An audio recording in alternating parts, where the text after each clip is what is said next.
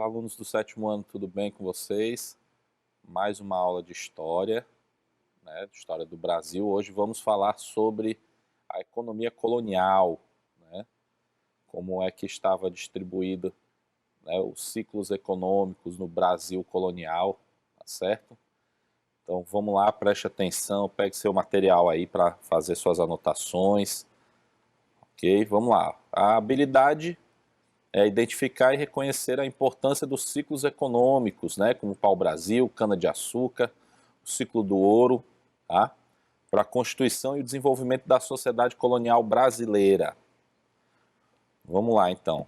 A gente vai começar a aula bem simples para vocês hoje, só falando de cada ciclo. Alguns deles nós já comentamos, né, por exemplo, o pau-brasil, que foi o primeiro produto a ser explorado economicamente, né, na América pelos portugueses, e já começamos a comentar também sobre o açúcar, né, a produção do açúcar, a introdução das lavouras canavieiras, né, no Brasil, e aí a gente encerra falando do ciclo do ouro, tá bom? Então vamos lá, preste atenção. O período inicial, né, da exploração do pau-brasil aqui na América foi esse período de 1500 a 1530, tá bom? Então foi a primeira matéria-prima a ser explorada, né, pelos portugueses na América, como eu falei. É um período em que os portugueses, quando vieram para a América, não encontraram ouro, né, os metais preciosos, as pedras preciosas. Então, o primeiro artigo que eles identificaram que poderia ser explorado economicamente foi a madeira de pau-brasil, tá bom? E aí começa esse ciclo de exploração dessa madeira, tá bom? Era encontrada em abundância, né, no território brasileiro, né, especialmente no litoral, onde a mata nativa, Mata Atlântica nativa, né? Então ela é uma árvore que está presente nessa Mata Atlântica, tá? E ela era utilizada pelos nativos, né, como para pintar a pele, né? Daí chamou a atenção dos portugueses e eles começaram a identificar que ali podia ser um produto a ser explorado, né? A tintura dela é avermelhada, você vê aí os troncos de pau-brasil, como eles têm esse pigmento, né, avermelhado, que serviria para tingir os tecidos, né, na Europa. Então é um produto que foi mandado lá para a Europa, onde teve essa grande aceitação, né, e chegava a concorrer com um produto árabe, né, onde os árabes eles traziam uma tintura que era indiana, né, e jogavam no mercado europeu. E aí os portugueses introduziram, né, essa pigmentação da madeira do pau-brasil, tá bom? E aí concorreram com os árabes, que praticamente monopolizavam esse comércio, tá? Então vamos lá, ó. A coroa portuguesa também cobrava altos impostos para a exploração do pau-brasil, certo? Eles utilizaram no início esse método de troca, né, que a gente chama de escambo, né, que já falamos disso, né? Os indígenas, eles faziam cortavam a madeira, né, cortavam as árvores e em troca de objetos, né, e como machados, né, objetos de ferro, e aí nessa troca eles obtinham a madeira, né. A exploração aí da mão de obra, né, no início ela não é uma exploração tão pesada, né, porque os indígenas eles trabalhavam, cortavam ali a madeira, mas também tinham, a gente já chegou a comentar em outras aulas, né, que o indígena ele não tinha aquele hábito daquele trabalho diário, né, que os portugueses esperavam, tá? E aí, à medida que foi aumentando a exploração dessas árvores, né, a derrubada dessas árvores, eles exigiam mais, né, mais trabalho dos indígenas, e os indígenas não aceitavam, né, esse tipo de trabalho. Aí que começam os conflitos, né, entre os portugueses e os indígenas, que no início foi um contato bem bem pacífico, né, foi se transformando em algo mais violento à medida que passou, né, a ser explorado mais o trabalho deles. A exploração aí, ó, da madeira conseguiu se manter firme até o século seguinte, quando perdeu a importância comercial, tá? Então a gente está falando aí até pertinho de 1600 ela foi explorada, né, até quase desaparecer, né, a entrar nesse processo de extinção, certo? Então aí hoje eu coloquei aí algumas imagens, né, de móveis, né, porque era muito utilizada essa madeira, ela era levada, além da questão da pigmentação dos tecidos, a madeira ela era de excelente qualidade, tá? Então era uma madeira que se fabricava móveis, que no segundo momento passou até a ser utilizada para a construção, né, das naus, das caravelas que atravessavam o oceano, né, dos portugueses. Então ela era uma madeira nobre mesmo. E aqui são móveis já, lógico, atuais, né? Ela é usada na construção, né, atual. Tá bom? É uma madeira nobre. Hoje a exploração dela, tá? Só para a gente finalizar, a exploração dessa madeira hoje, ela é controlada, tá bom? Não, já existe um planejamento de reflorestamento, e aí a exploração dela hoje se usa muito para a construção também de móveis, na construção civil também, se fabricam muitos instrumentos musicais com a madeira, né, de pau-brasil, tá bom? Mas essa madeira hoje, ela tem uma exploração já toda controlada, né? Beleza? Então vamos para o ciclo do açúcar agora, né, que esse sim foi, vamos dizer assim, a primeira grande riqueza, né, agrícola e industrial, que foi amplamente explorada, né, aqui na América pelos portugueses, tá bom? Então o período aí de exploração, né, o período de vigência desse ciclo do açúcar seria da metade do século XVI, aí, então depois da 1530, né, quando começam as primeiras expedições, né, colonizadoras lá do Martim Afonso de Souza, e aí tem o início, né, ele é o Martim Afonso de Souza, ele traz as primeiras mudas de cana-de-açúcar, né? Tá bom? Então, a partir de 1530 até metade do século XVIII, né, o período assim de vigor, de maior exploração, né, da cana-de-açúcar. Então, é a primeira grande riqueza, né, agrícola. A região Nordeste foi a principal produtora, né, do açúcar colonial. Então, a região Nordeste é a que está aqui onde tinha as maiores fazendas, os maiores engenhos, onde se produzia mais açúcar era nessa região Nordeste. Região de Pernambuco, região da Bahia, Alagoas, Rio Grande do Norte também, são os grandes produtores, né, de açúcar nesse período colonial, tá bom? O Martim Afonso de Souza ele iniciou essa plantação das canas-de-açúcar, né, quando ele veio, lá em 1530, ali pelaquela região sudeste também, né, região de São Vicente, onde hoje já é o estado de São Paulo.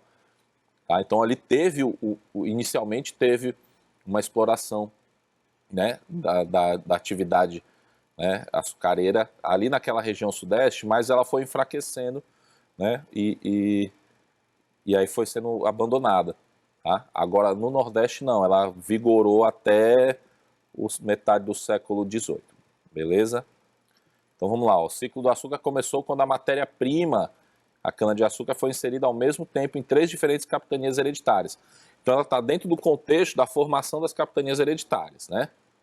Bahia, Pernambuco e São Vicente. O sistema, né, utilizado pelos portugueses era o sistema que a gente chama de plantation, né? Qual é a característica desse sistema de plantation? Eram as grandes propriedades, né? Grandes extensões territoriais, né? Onde você plantava somente um artigo, né? Um gênero agrícola, e esse gênero agrícola era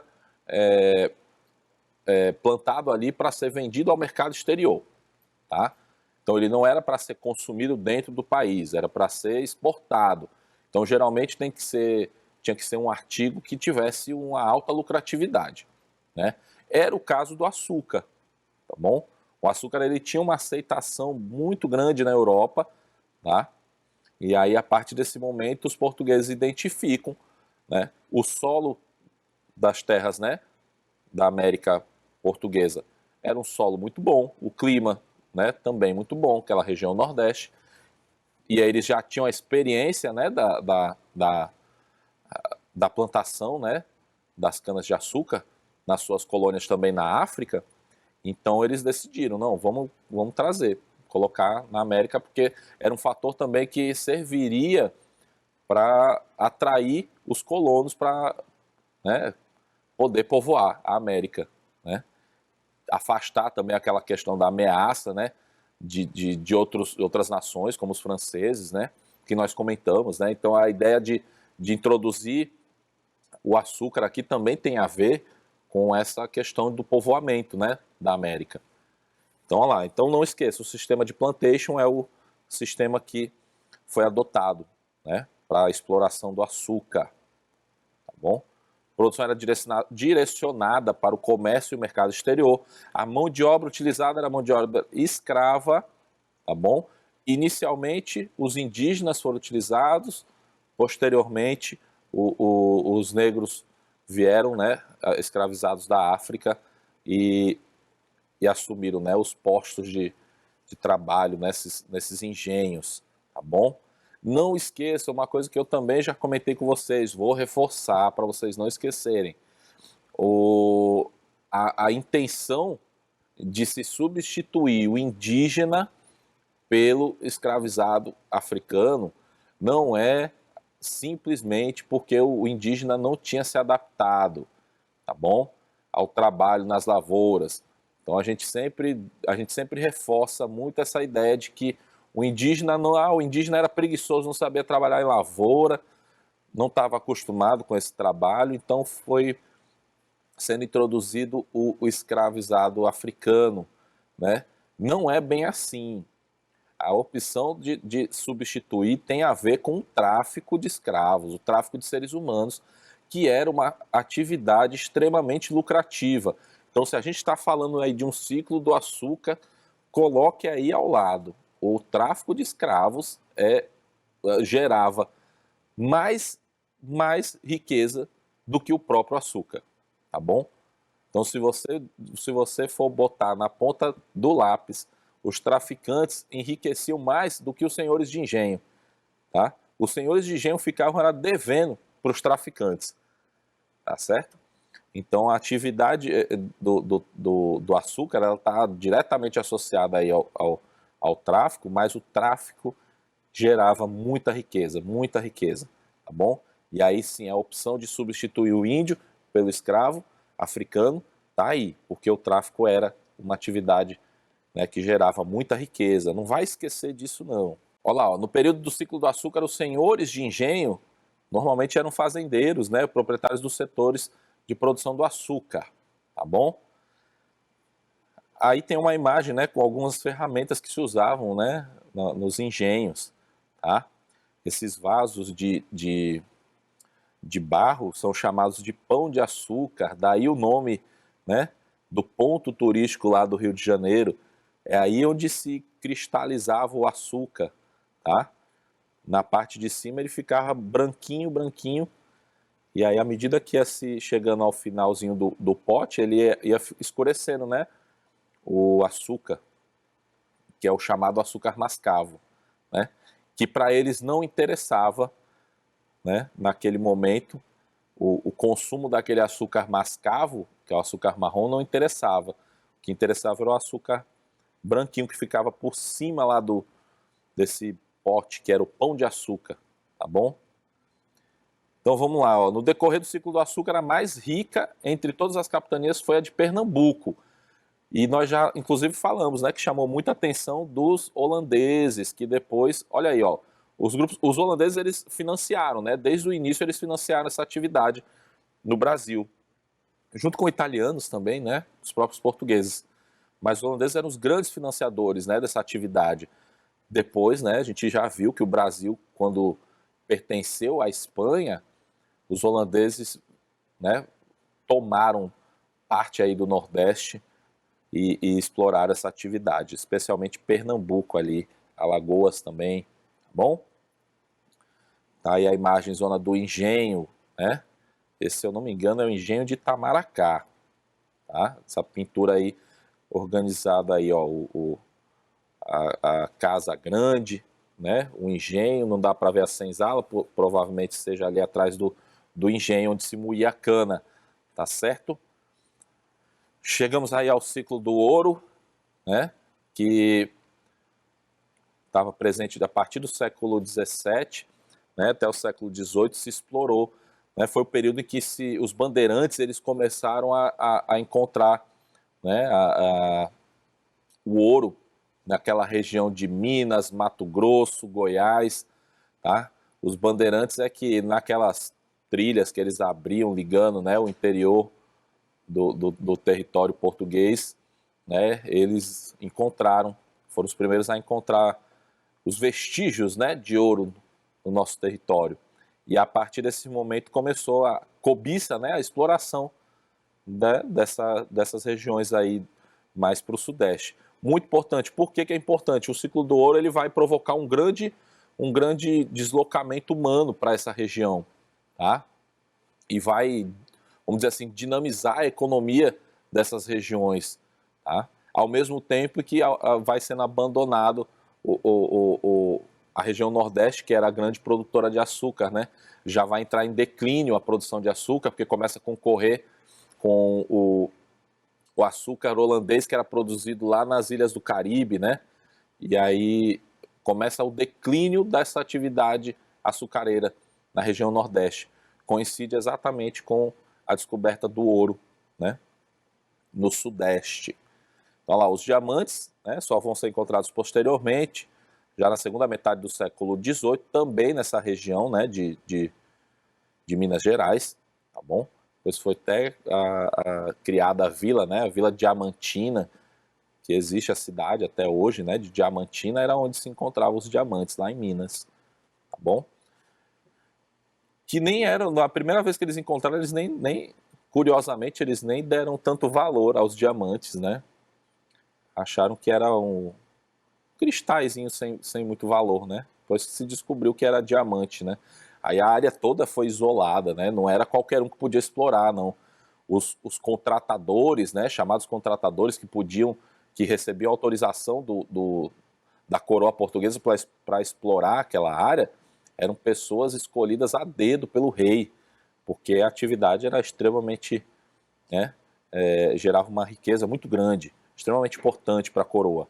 Então vamos lá, o primeiro achado de ouro foi denominado de ouro de aluvião, que significa ter sido encontrado nos vales dos rios, né? Então não era nas montanhas em si, né? A gente assiste muito nos filmes, né? Os anões quebrando as montanhas para procurar ouro. No Brasil não foi assim, não. Eles encontraram nos leitos dos rios, né? As pequenas pedrinhas, né?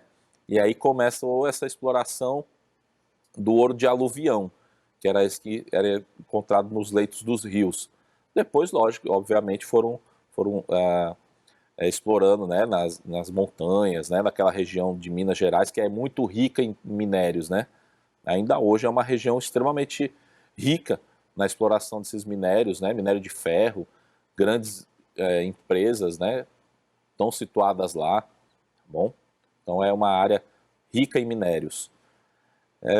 Provocou, como eu falei, uma grande migração para a região de Minas Gerais, tá? Houve um grande deslocamento humano para aquela região, tá? De dentro das terras americanas, né? Então pessoas que saíam do Nordeste, da região Norte, e migraram para aquela região de Minas Gerais em busca do ouro, né? Mas também gente de Portugal, né? Que embarcou nos navios e tentou encontrar ouro aqui nessa região de Minas Gerais, tá bom?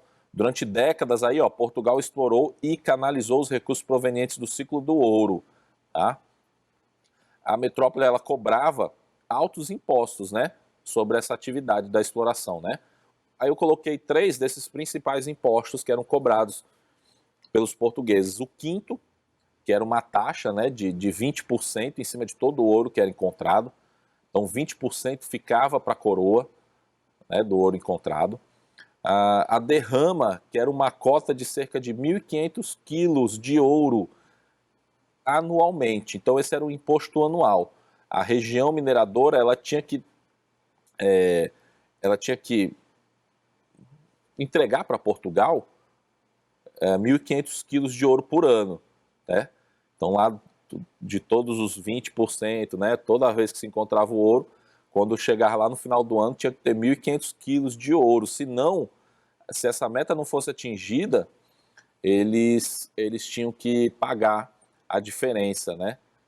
Então confiscava-se bens, né, dos produtores, dos exploradores, né, da atividade, se eles não conseguissem pagar essa cota anual, tá bom? Era motivo de grande revolta também. No início da exploração do ouro, nem tanto porque tinha ouro demais, né? Depois aqui, obviamente, foi se escasseando, né? Não tinha mais tanto ouro e ficou difícil de pagar, né? A cota anual. A captação era outro imposto que era cobrado em cima de cada escravo que era utilizado na exploração dessa atividade. Então, se o senhor tinha 10 escravos, ele pagava, né, uma cotazinha por cada escravo que ele tinha, e uma cota em ouro, né? Então, tinha muitos impostos. A metrópole, ela cobrava esses impostos nessa região, né, para poder controlar exatamente essa exploração dessa atividade, né? Olha lá, o ciclo do ouro atingiu o ápice, né, no decorrer do século XVIII, quando promoveu um crescimento excepcional do fluxo de mercadorias e pessoas nas áreas exploradas. Então essa região, como eu falei, ela era mais dinâmica. As cidades que foram sendo criadas, as vilas, tinha comerciante de todo tipo de produto. Muitas pessoas foram para lá. Nem todo mundo vivia só da exploração do ouro, né? Muitas pessoas viviam no comércio, né? Porque a região não tinha nada. Então precisava plantar, precisava trazer alimento, né? Outros artigos, né, de necessidade básica. Então era uma região que era muito mais dinâmica do ponto de vista econômico do que aquela região da nordestina, onde tinha o ciclo do açúcar, né? Ali era muito mais engessada a sociedade que vivia ali. E essa sociedade aqui mineradora, ela é muito mais, né, dinâmica. Existem trabalhadores especializados em diversas atividades, né? E a chance de prosperar era muito grande. A chance de se libertar os escravos também era muito grande, né? Às vezes os escravos conseguiam, quanto mais ouro eles encontrassem, eles conseguiam depois uma carta de alforria, né, do seu senhor. Então era muito mais dinâmica a sociedade nessa área. O ciclo do ouro foi responsável pela transferência do centro comercial da região Nordeste para a região Sudeste, que eu falei, né? Se desloca não só o centro comercial, se desloca o centro político também. Porque a partir desse momento, o Salvador, que era a capital da colônia, a capital é transferida para o Rio de Janeiro para ficar mais próxima dessa área mineradora, né? O controle ficar mais efetivo. Então não é só uma transferência do centro comercial, é uma transferência também do centro político da colônia, tá? Aí as atividades econômicas como a agricultura, a pecuária também tiveram um desenvolvimento favorecido, né? O ouro foi ficando cada vez mais escasso a partir da segunda metade do século XVIII, como eu falei. Ela não é uma atividade que se renova, né? Obviamente, quanto mais você retira, né, não tem mais de onde tirar. Acabou, é simples, né? É da natureza. Não tem muito o que fazer. E aí o detalhe importante, muito dos lucros que foram obtidos com a exploração do ouro no Brasil não ficaram em Portugal, foram, nem no Brasil, obviamente, foram direto para a Inglaterra, que era o grande parceiro comercial dos portugueses. Então Portugal devia tanto para os ingleses, devia tanto para a Inglaterra, que nosso ouro serviu para financiar, né, as dívidas que os portugueses tinham com os ingleses. E que depois esse mesmo ouro é o que financiou a Revolução Industrial, tá? Que você, lá no 8º ano, você vai estudar isso aí, você vai entender melhor, tá? Então, olha lá, fatos como as cobranças de impostos exorbitantes, as punições e também a fiscalização intensa da coroa portuguesa deixaram a população muito revoltada. Sim, foram várias revoltas, né? A mais emblemática dela foi a Inconfidência Mineira, tá? Que tem o personagem, né, o Tiradentes, e a revolta era por conta da grande exploração, a cobrança de impostos, né, a opressão que existia da coroa portuguesa em cima dessa região, né? Então, isso gerava revolta nas pessoas daquela sociedade mineradora, tá bom? Então, a mais emblemática aí é a Inconfidência Mineira, ok? É isso, gente. Vamos deixando aí um abraço para vocês. E o pensamento aí, ó, é o estudo que abre portas e por isso devemos nos dedicar a ele. É o estudo, não é os estudos não, professor. Tá? O estudo que abre portas e por isso devemos nos dedicar a ele. Tá bom? Um grande abraço para vocês, fiquem com Deus, até a próxima.